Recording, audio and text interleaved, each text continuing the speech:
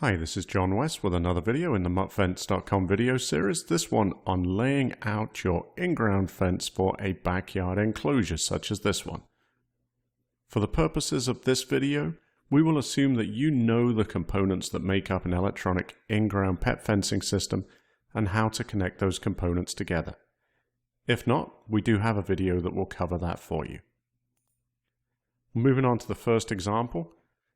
There are three examples of backyard layouts that we're going to go over, and on this one we have the transmitter located here at the back of the house. We've connected the twisted pair wire to the transmitter. That twisted pair carries the signal out to the signal boundary, which is this red wire here.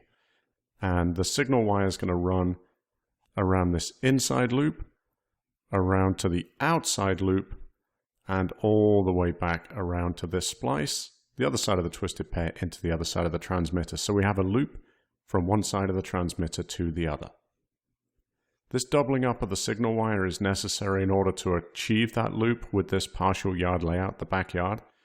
These signal wires, it's one wire, but they'll run close together, but they can't get any closer than 6 feet. And that's because there will be electrical interference between these wires that can cause a complete loss of signal. The other thing you should know is that the signal boundary here for your dog is going to be this inside wire, not the outside one. So your dog will be contained within this inside space. So if the outside wire is out on the edge of the property, your fence boundary will be a minimum of 6 feet in from your property edge.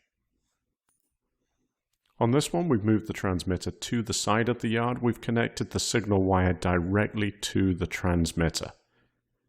This does mean that we've eliminated the twisted pair wire, so there's one step missing from the installation, but just be aware, because the signal wire is connected directly to the transmitter and the signal wire broadcasts the signal, there's a possibility if your dog, in this case we're calling him Ollie, is in the back corner of your house, close to the transmitter, he may receive a correction if he's wearing his electronic collar.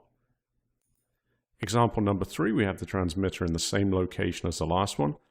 We've connected the signal wire directly to the transmitter, but we've also looped it around the front of the house.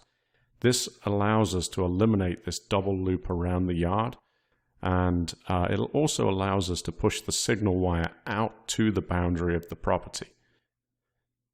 Just be aware that if your dog is wearing his electronic collar and he's close to the transmitter, or perhaps close to the front of the house, or certainly if you try and let him out the front of the house while he's wearing his collar, he will receive a correction. So that's the one downside of this particular layout.